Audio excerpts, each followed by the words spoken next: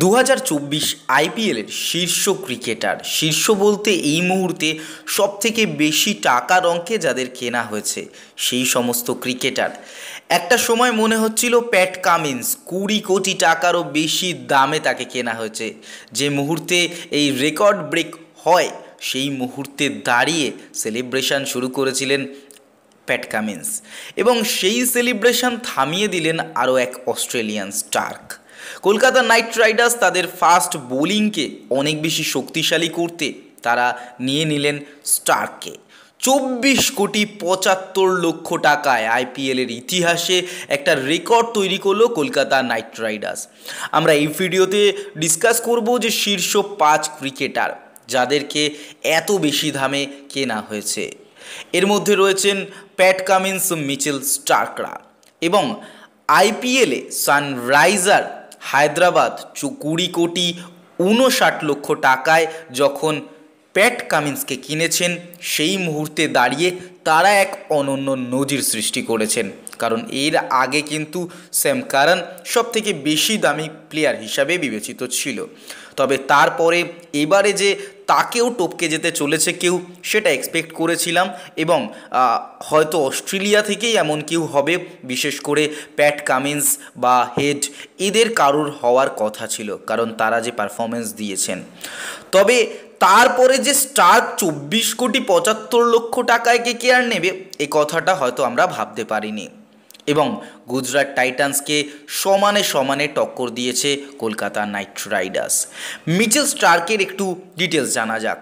Mitchell স্টার্কের ন্যূনতম দাম ছিল 2 কোটি টাকা। তাকে নিয়ে লড়াই শুরু করেছিল মুম্বাই ইন্ডিয়ান্স এবং দিল্লি ক্যাপিটালস। সেই লড়াইয়ে স্টার্কের দাম পৌঁছায় 10 কোটি টাকা। তারপর লড়াইয়ে আসে কলকাতা নাইট রাইডার্স এবং গুজরাট টাইটান্স। দু দলই টাকা বাড়াতে থাকে, কেউই লড়াই ছাড়ছিল না। শেষ পর্যন্ত 24 কোটি 75 লক্ষ টাকায় অস্ট্রেলিয়ার পেসারকে কেনে Kolkata Knight Riders. Pat Cummins আইপিএলের নিলামে যে কামিন্স বেশি দর পাবেন তা আমি আগেই বলেছি, এবং তার ন্যূনতম মূল্যও কিন্তু সেই 2 কোটি টাকা ছিল। প্রথমে কামিন্সকে নিয়ে ঝাঁপায় চেন্নাই সুপার কিংস। তাদের লড়াই শেষ হয় মুম্বাই ইন্ডিয়ান্সের সাথে। পরে সেই লড়াইয়ের নামে আরসিবি ও সানরাইজার। শেষ হাসি হাসে হায়দ্রাবাদ।